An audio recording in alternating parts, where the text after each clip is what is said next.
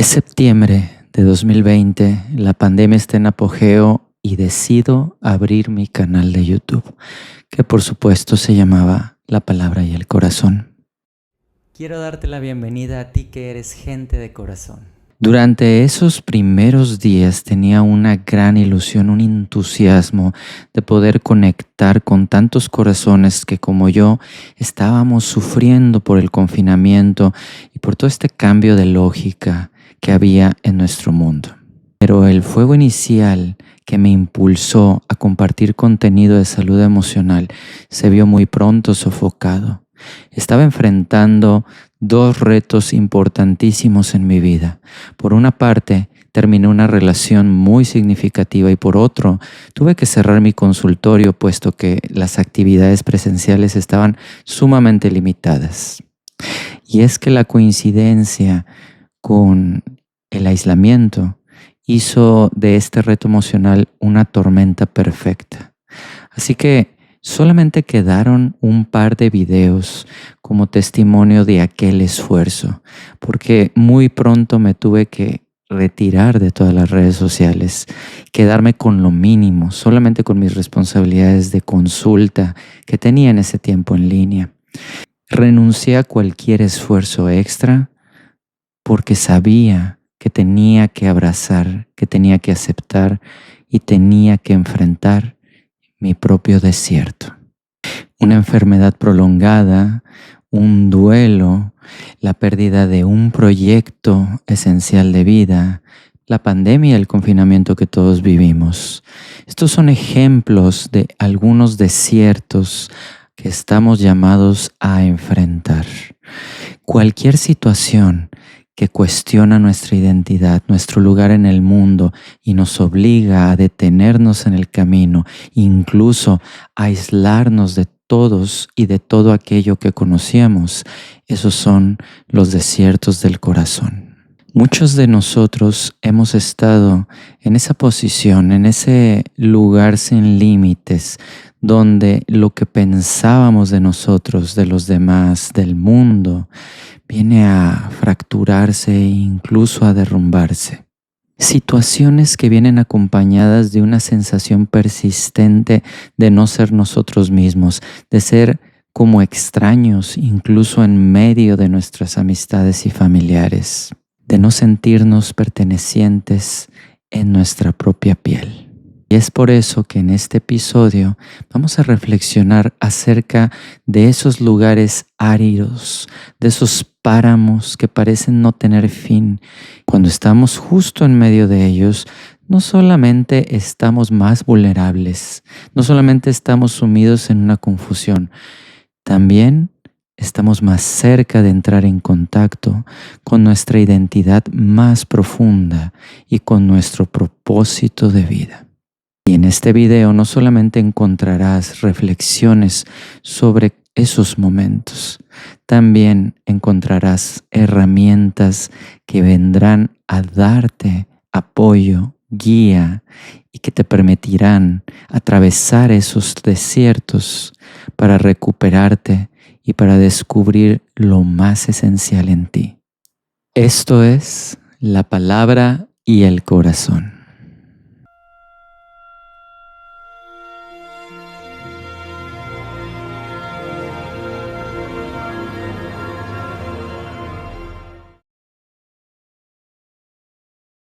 En la historia interminable, el reino de fantasía presentado por Michael Ende es devorado por completo por el avance de una fuerza misteriosa llamada la nada, excepto por un objeto de valor único, muy especial, la semilla de la vida.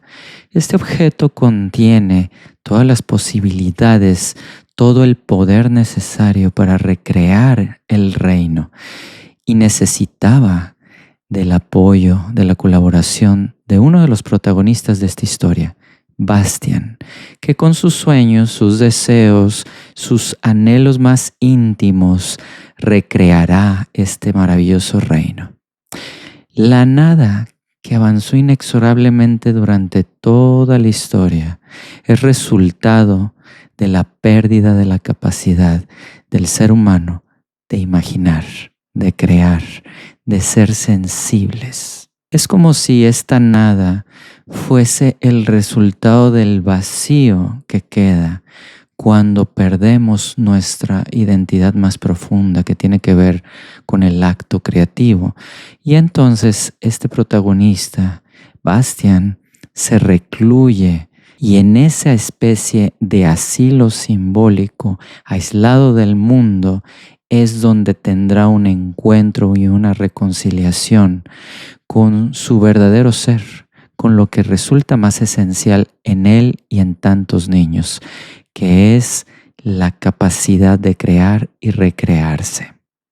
Uno de los detalles que más me fascinan sobre esta historia es cómo el sentido que es devorado, prácticamente desvanecido de la faz de la tierra, vuelve a renacer solamente cuando el protagonista abraza esa soledad, ese aislamiento voluntario y se interna en un mundo desconocido para encontrarse con lo esencial. Es como si al abrazar el destierro nos hiciéramos uno con esa soledad y pudiésemos entonces ser capaces de vencer a la nada. Y siendo nuestra vida tan frágil, tan transitoria, siempre estamos a una pequeña o gran calamidad de ser llamados a ese destierro. En mayo de 1521, tras sufrir una grave lesión en su pierna, Íñigo es llevado a su casa familiar en Loyola y ahí descansa durante muchos meses. Todos sus sueños, todo lo que él deseaba hasta el momento parece verse no solo interrumpido, sino definitivamente destrozado como su pierna. Inmovilizado en aquella cama, rodeado solamente de libros, comenzará una aventura que le llevará a convertirse en San Ignacio de Loyola, fundador de la Compañía de Jesús. Los 10 meses de San Ignacio recluido, los 27 años en prisión de Mandela, el despido de Steve Jobs, las décadas que pasó confinado en su hogar, Charles Darwin, antes de publicar El origen de las especies. Todos esos eventos tienen algo en común: el desierto interior, el encuentro con la nada. Un desierto es un lugar estéril, parece no tener fin, está agrietado en sí mismo y no deja espacio para la lógica. No funcionan nuestras viejas estrategias, nuestra identidad misma se ve dislocada en ese lugar. Es el silencio hecho discurso para un mundo sordo que parece no tener principio ni fin. Y puede comenzar para ti, puede comenzar para mí, prácticamente con cualquier experiencia disruptiva, desde un resfriado mal cuidado hasta la pérdida de tu reputación, desde un duelo que se prolonga más allá de lo esperable, hasta un cambio en el mundo o en tu comunidad. Y cuando atravesamos este lugar, pareciera que todas nuestras herramientas, nuestra experiencia, no sirve de nada. Es como si volviésemos a ser niños desorientados, frágiles, a la espera de que algo o alguien nos salve. Es por eso que esta sensación de incertidumbre nos resulta tan chocante y buscamos a toda costa evitar los desiertos en nuestra vida. Curiosamente, hay algo fascinante y atrayente en estos sitios de vacuidad, habitados solamente por nuestras sombras. En el siglo III y IV de nuestra era, los llamados padres y madres del desierto, hombres y mujeres del cristianismo primitivo, se veían no solamente atraídos, sino llevados por propia voluntad a zonas de lo que es ahora Egipto, completamente deshabitadas, al encuentro con la verdad, al encuentro con Dios. Parece que intuían que en esos sitios iban a lograr algo que difícilmente se puede lograr en otro lugar. Permitirse que su propio ego se desquebraje y deje espacio para lo esencial. Le llamaron fuga mundi. Era una especie de locura que les permitía salvarse del delirio mundano, de lo ilusorio, y quedarse con solamente aquello que les era más íntimo. Pero con el tiempo, la fuga mundi dejó de significar un lugar en el mapa al cual retirarse y comenzó a ser más un estado del alma. Era una ausencia, un vacío espiritual y emocional que permitía al alma perderse para encontrarse. Hablemos del desierto interior. Ciertamente hemos enfrentado situaciones como las que ya he platicado un momento atrás en este video. Cualquier experiencia disruptiva que cuestiona tu identidad y que te pone a prueba en lo más profundo de tus valores, de tu ser más esencial. Pero estas situaciones se vuelven verdaderamente valiosas y se vuelven un momento de encuentro, un momento de renacimiento y de regeneración cuando adoptamos una actitud de servicio y de abrazo a esa soledad. El desierto interior no es solamente un lugar al que te obligan las circunstancias a retirarte para lamer tus heridas y recuperarte. No, es sobre todo esta actitud de decidirnos abrazar lo inevitable, abrazar esa calamidad y en ese abrazo quedarnos a solas en ese espacio que pocas personas o tal vez nadie pueda entender más que tú en tu intimidad. Este desierto interior es sobre todo un lugar de encuentro con nuestro saber silencioso, que este es un tema que recién platicamos en el episodio anterior, aquí mismo en La Palabra y el Corazón.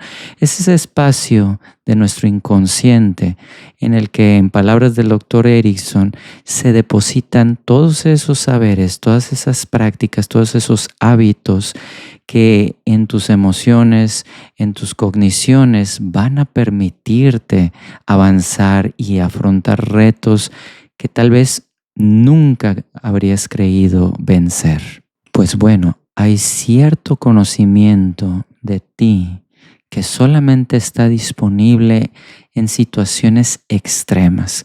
Recuerdo muy bien y seguramente habrás escuchado hablar acerca de la situación que enfrentó Viktor Frankl al ser recluido en un campo de concentración.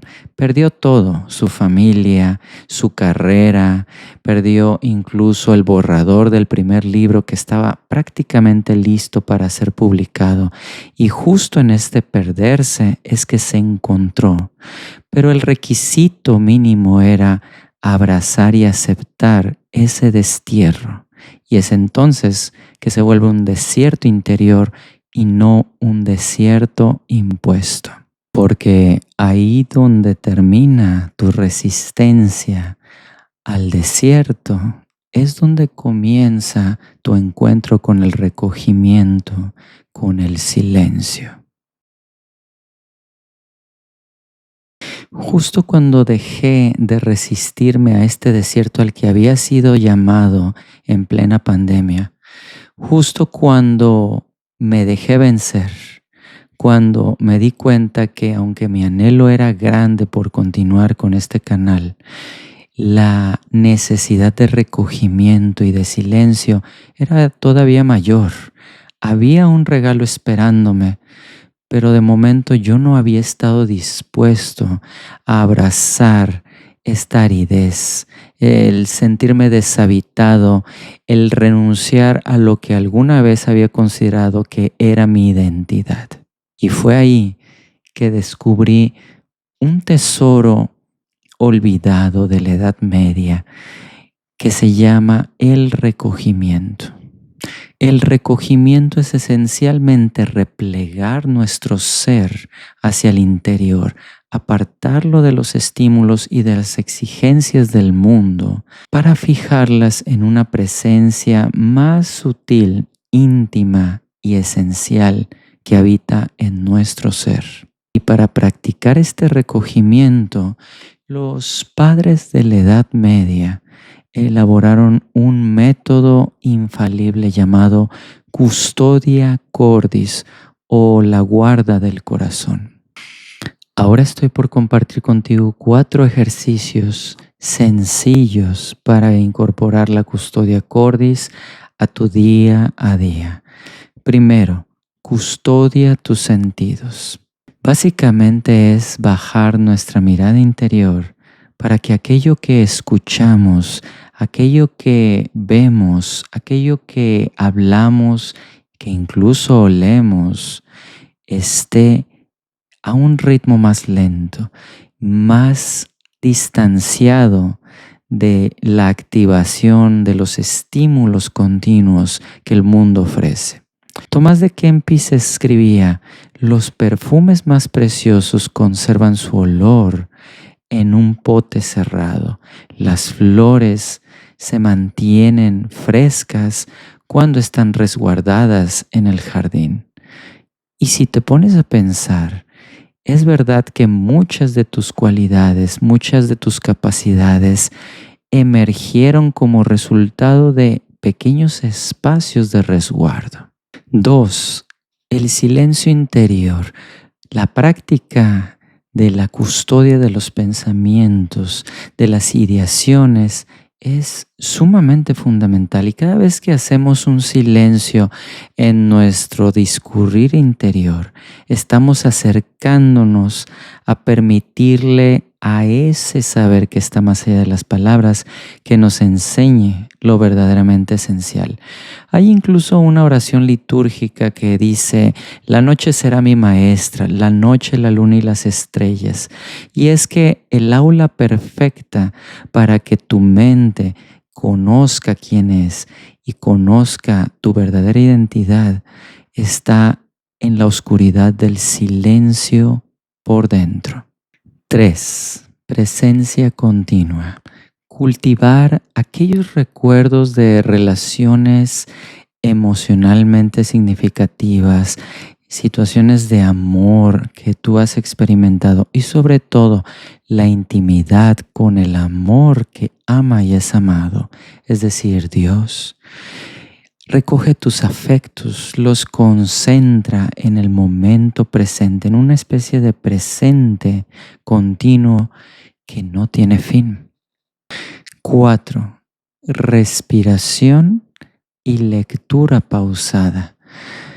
Permitirte que tu cuerpo se quede en una sola posición mientras prestas atención a tu respiración, leyendo o repitiendo de memoria un pequeño versículo, le permite a todo tu ser estar concentrado no solo en el momento, sino también en esa carencia de discurrir, en esa carencia de actividad, en esa desnudez de la que habla San Juan de la Cruz cuando en uno de sus versos dice: salí sin ser notada, estando ya mi casa sosegada.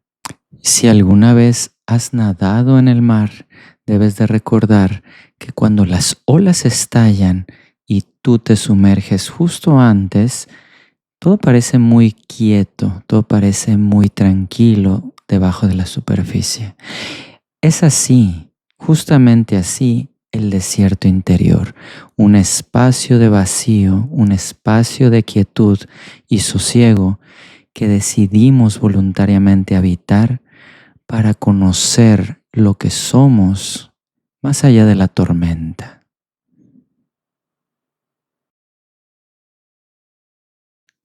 Toma un momento ahora para prestar atención a tu respiración.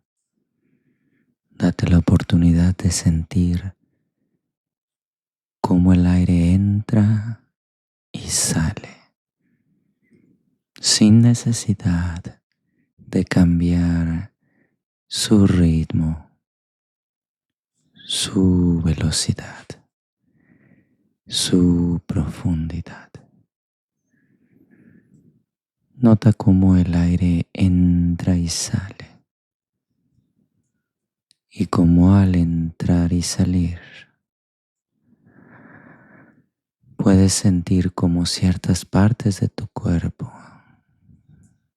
se mueven un poco, se sueltan un poco.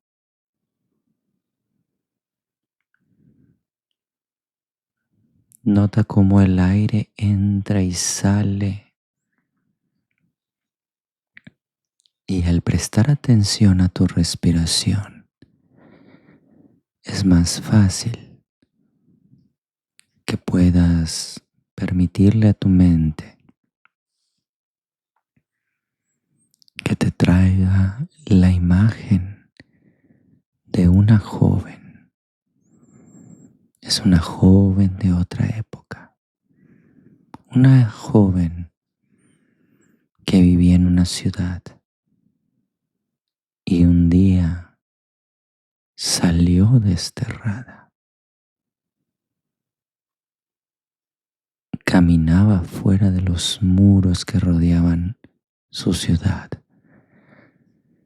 y con cada paso la ves alejarse de sus cariños, de sus conocidos, la ciudad de su infancia y de su juventud.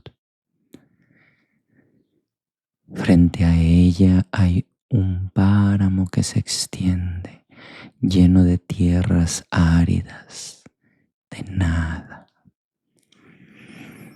Pensó en irse a las montañas para ver todo desde lo alto, desde lo lejos, pero sus propias fuerzas le fallaban.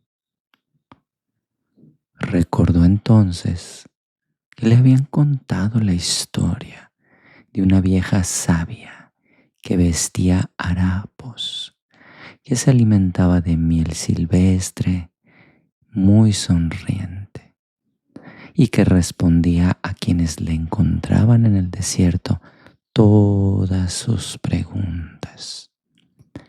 Así que caminó en silencio por días, meses, años.